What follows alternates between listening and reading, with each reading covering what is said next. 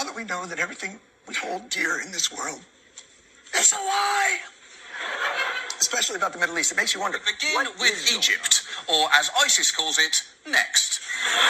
Egypt is currently in the throes of a serious economic crisis, and their leader, Abdel Fattah el-Sisi, has not been handling it well. In fact, just a couple of weeks ago, he unveiled a new public housing complex, which should have been great news, but he didn't strike a particularly appropriate tone.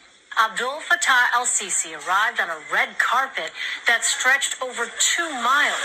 Soon after the extravagant arrival, el-Sisi made a speech about cutting government subsidies, claiming the state could not continue to subsidize water and electricity.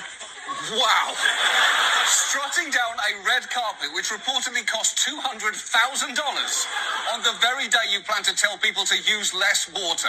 The only less sensitive way he could have arrived was via log flume. So this week, el-Sisi tried again to boost Egypt's economic spirits by launching a new development strategy called Vision 2030, which frankly wasn't ideal, as that name is already synonymous with vision being not quite perfect. And wait until you hear some of the details of the plan.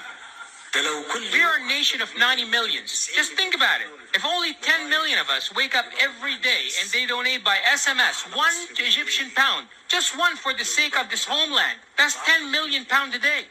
Yes, part of el-Sisi's solution was, hey, why don't you text me money?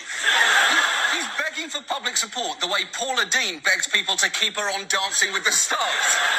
Although I will admit, his plan nearly had one very intriguing option. For myself, I can say, seriously, if I may be sold, it's okay for me to be sold. Egyptian Air Force support airstrikes against ISIS in Iraq and Syria. Do you need the Egyptian Air Force in such an effort? Yes, because the president would like it to be not Americans alone against Muslims, no matter how barbaric. صحيح. True.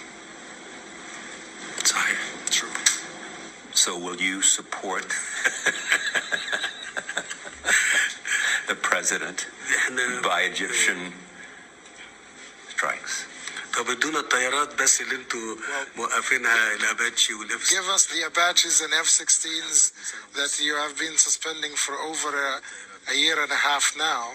And if you get them. Egypt is in at the moment. What el-Sisi needed to do was reassure the country he had everything under control. But again, I am not sure he struck the right tone. And I'm telling all Egyptians that don't listen to anyone except me. I'm serious.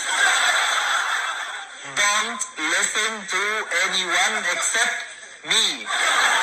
Don't listen to anyone but me, I'm serious. It is not good when your country's leader sounds like a frightened substitute teacher. And just like a substitute teacher, you have a